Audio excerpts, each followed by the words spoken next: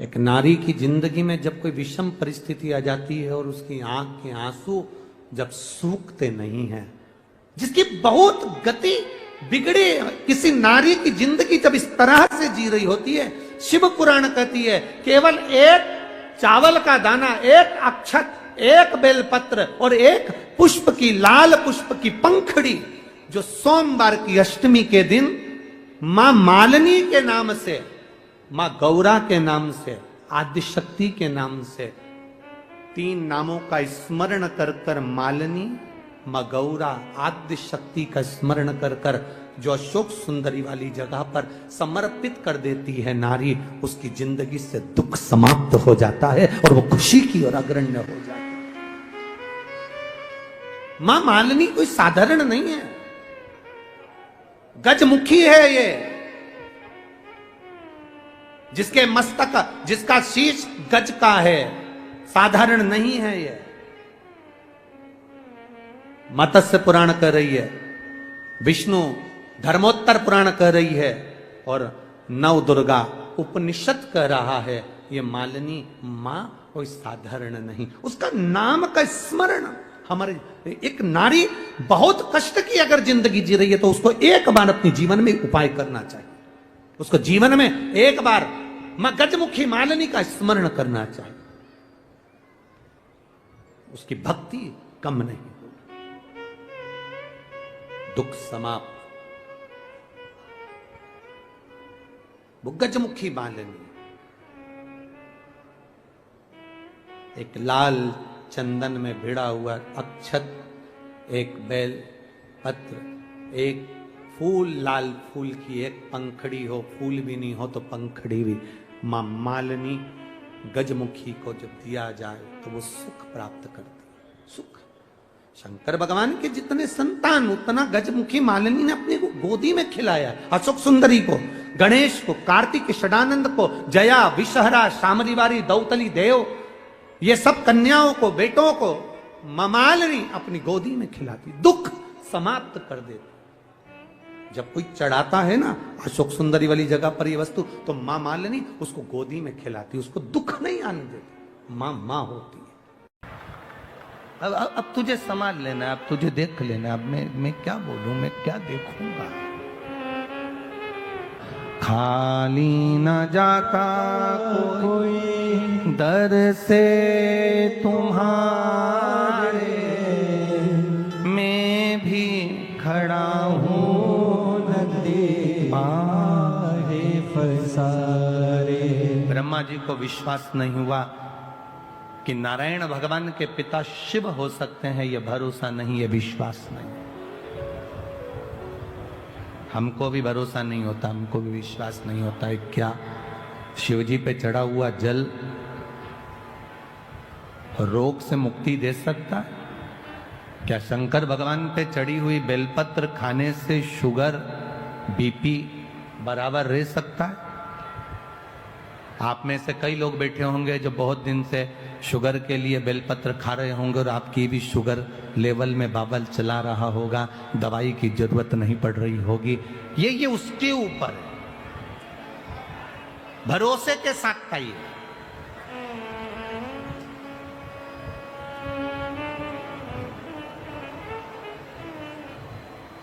एक बात आपसे पूछें, कभी कभी ऐसा होता है, कभी कभी आपका बुखार नहीं उतरता, कभी कभी आपके शरीर का कष्ट नहीं जाता और तुम डॉक्टर के पास पहुंची ना, और डॉक्टर के पास जाने के बाद तुमने डॉक्टर सामने तुम्हारा हाथ पकड़ा और उन्हें आला लगाया और आला लगाकर तुम्हें चेक करा और तुमसे पूछा क्या क्या तकलीफ हो रही है, और तुमने कह दिया साहब मेरे को भोजन नहीं भारिया है और मेरा पेट मरोड़ होता है और तकलीफ होती है और मेरी सांस लेने में दिक्कत हो रही है और सर्दी बहुत रहती है और फेफड़े में कफ जमा होता है, मैं बहुत तकलीफ में हूं। तुमने सब कुछ डॉक्टर को कह दिया, जितना कह सकती थी कह दिया।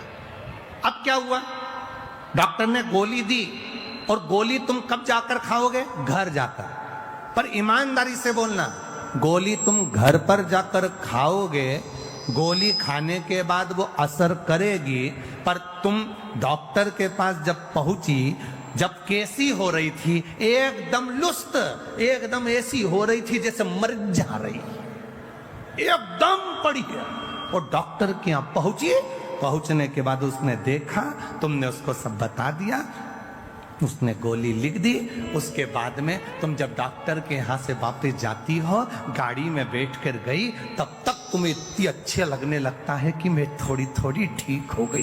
केवल डॉक्टर ने नब्ज देखी, केवल डॉक्टर ने तुमसे पूछा, केवल डॉक्टर ने तुमको चेकअप करा, केवल डॉक्टर ने अभी तो गोली लिखी और खाई भी नहीं, अभी तो घर जाएगी खाएगी, उससे पहले ही घर आते से ही 2 घंटे के अंदर तो तनतनाट एकदम बढ़िया हो गई। अभी तो गोली खाई नहीं, गोली तो खाना खाएगी फिर खाएगी, पर उससे पहले तो ठीक हो गई। अर्थात कारण क्या था? क्या डॉक्टर के हाथ में क्या जादू था? क्या डॉक्टर के हाथ में कोई ऐसी एनर्जी थी जिससे तू ठीक हो गई? ना ना ना, शिव पुराण कहती है डॉक्टर के पास जाकर तुमने अपने दिल का जो गुब्बार था, अंदर की जो बात थी, जो जो तकलीफ हो रही थी, वो सारी तकलीफ तुमने डॉक्टर से कह दी। कहकर तुम हल्के हो गए, इसलिए तुम ठीक हो गए। तुम अपने दिल की बात भगवान से कहकर हल्के हो जाते हो। आप अपने मन की बात, अपने हृदय की बात, अपने दिल की बात, अपने भीतर की बात परमात्मा से कहो, हल्के हो जाए। भक्ति इसी को कहते हैं, भरोसा इसी को कहते हैं, दृढ़ता इसी को कहते हैं। सब कुछ छूट जाए, सब कुछ चले भी जाए, तो तुम्हारी दृढ़ता, तुम्हारा भरोसा, तुम्हारा विश्वास जाना नहीं चाहिए।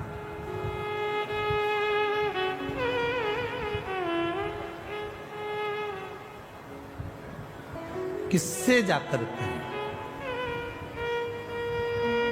ब्रह्मा जी कह रहे हैं कि भगवान विष्णु से कि आपके पिता शिव जी हैं। नारायण आप कह रहे हो कि आपके पिता शंकर जी हैं, और पर मेरा विश्वास नहीं कहता कि आपके पिता शिव जी होंगे।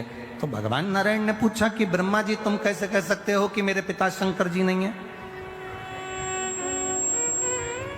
तुम कैसे कह सकते हो? तब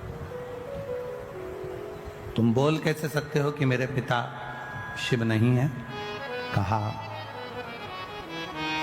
मुझे एक कारण से लगता है। क्या कारण है? कहा अगर शंकर जी आपके पिताजी होते तो उनके पास में तो ढेरों संपदा होती, क्योंकि आपके चरणों में लक्ष्मी पड़ी हुई है।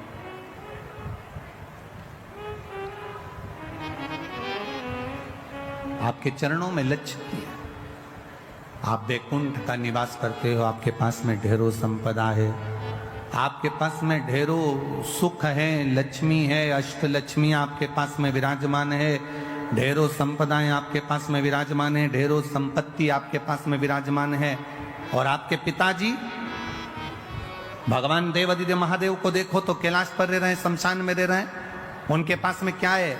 गले में सांप पड़ा हुआ है, धतूरा रखा हुआ है, बेलपत्र रखी हुई है, गंगा जी का जल रखा हुआ है, मुंडों की माला, रुद्राक्ष की माला, केवल यही उनके पास में।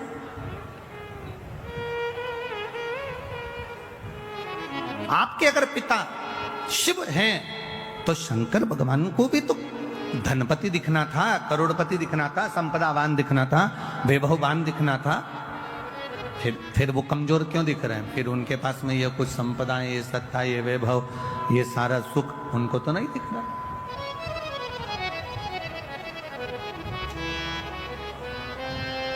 भगवान नारायण ने भगवान ब्रह्मा जी से कहा, भगवान नारायण भगवान ब्रह्मा जी से कहते हैं कि ब्रह्मा जी तुम समझ नहीं सकते कि शिव है क्या।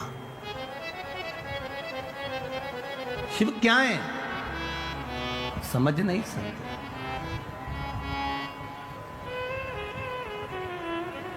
अरे तेरा ही दिया मैंने खाया पिया है, तेरा शुक्रिया है, तेरा शुक्रिया है, मुझे भोले बाबा ने बहुत दे दिया है,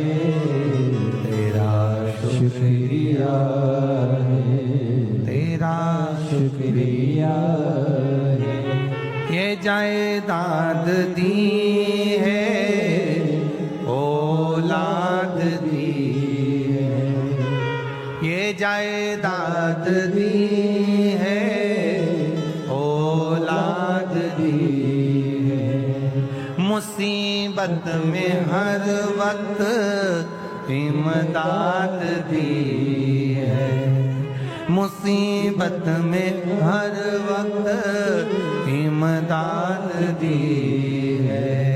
तेरा ही दिया मैंने खाया पिया है, तेरा शुक्रिया है, तेरा शुक्रिया। ब्रह्मा जी ने कहा मैं विश्वास नहीं करता। एक पर्वत जिसको घुमाना भगवान विष्णु ने और भगवान ब्रह्मा ने प्रारंभ किया, पर्वत घुमाते घुमाते घुमाते घुमाते अग्नि का खंभ प्रकट हुआ, एक लिंगायत आकृति प्रकट हो गई, शिवलिंग प्रकट हो गया। शिवलिंग प्रकट हुआ तो ब्रह्मा जी ने कहा इनका सिर कहाँ, पाँव कहाँ। ब्रह्मा जी शिव जी का सिर देखने के लिए आकाश मार्ग से ऊपर की ओर बढ़े। ब्रह्मा जी जब ऊपर की ओर बढ़े, भगवान नारायण शंकर भगवान का चरण ढूंढने के लिए नीचे की ओर गए। भगवान विष्णु को शंकर भगवान का चरण नहीं मिला।